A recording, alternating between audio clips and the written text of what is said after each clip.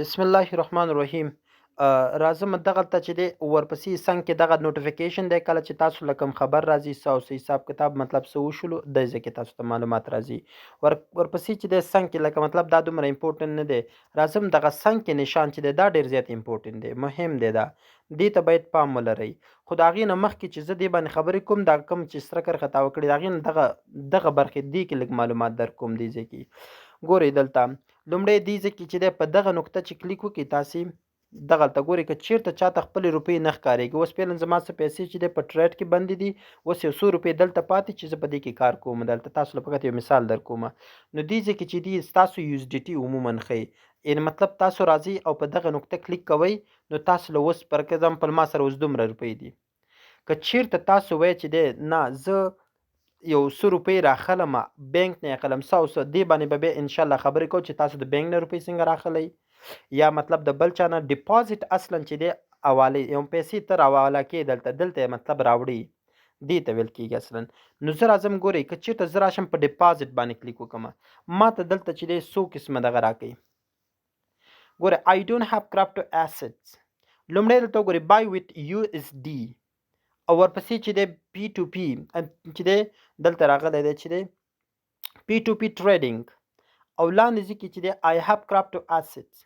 دلته لاندې ځای کې ماته راکړی دی چې دی ډیپازټ کرپټو send crypto to your Binance account. څه معنا؟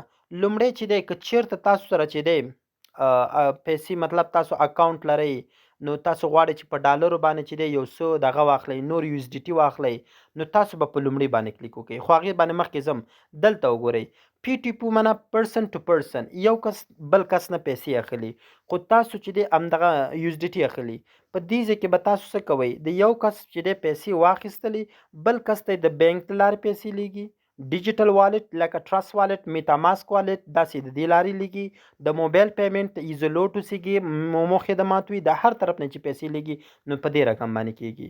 او دا لاندې که چېرته ته یو بله بټوه لرې د کرپټو کرنسي یو بټوه لرې د باینانس سره دې وصل کړي یا په باینانس کې لرې په یو والټ کې پرتې دي نو هغه پیسې چې دی ته کولی شي د هغې ځای نه دلته راوغواړې دلته یې راولېږي.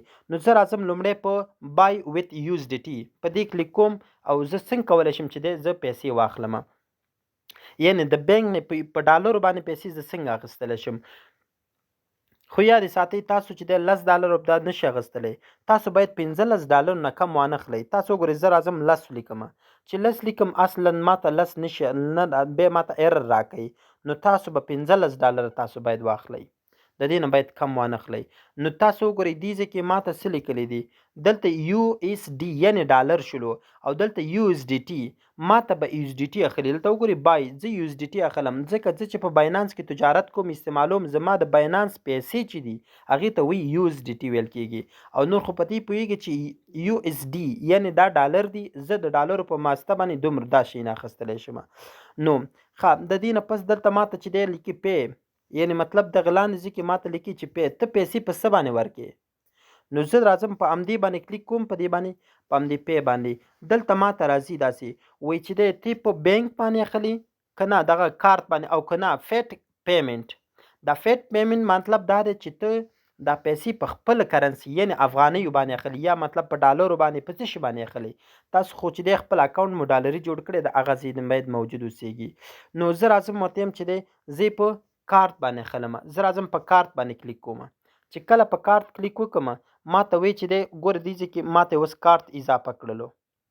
نو چې کارت اضافه کړلو ما هلته پاس 5 لیکلي لاندې دلته ما ته کارت ولیکلو او دلته ما ته لیکلي چې اډ نیو کارډ ما ته نوی کارت اضافه کړه په کم کارت دې ته اخلي کارت باندې. نو زه راځم په اډ نیو کارت باندې به کلیک وکړم داسې هغې نه پس چې دی لومړی چې دی دې ته اصلا چې دی تاسو به ویزا کارت باید ولرئ، ویزا کارت وي ماسټر کارت کې همدغه ډالري ویزا کارت جوړیږي. نو تاسو که غواړئ د کارت نه دلته پیسې راوغواړئ نو دلته بیا ټلیفون نه هغه د کارت نمبر ولیکئ، دلته ایکسپایر تاریخ به لیکئ هملته په کارت کې لیکل شوي وي، دلته سی وي وي نمبر دی هغه به ولیکئ. دا معلومات په ټول ورکړي. ګوره هغه پوسټل کوډ دلته راغلی دی ما د ننګرهار پوسټل کوډ ورکړی تاسو به دلته د خپل هغه کوم ادرس چې اوسېږي خپل پوسټ دغه به ورکوي او دې ځای کې به ادرس ورکړي چې د کوم ځای یاستئ او څنګه او دا معلومات په ټول ورته ورکوي. نو په دې ترتیب باندې دا ټول مو چې ډک کړل دلته کنفرم کار شروع کوي بیا دې لاندې ځای کې نو دې ځای کې کنفرم چې کار شروع کړلو تاسو کولی شئ بیا چې دی بس کنفرم کې تاسو له به یې واخیستلی شي. اوس فعلا ما سره چې دی کارت معلومات زه دلته نه ورکومه.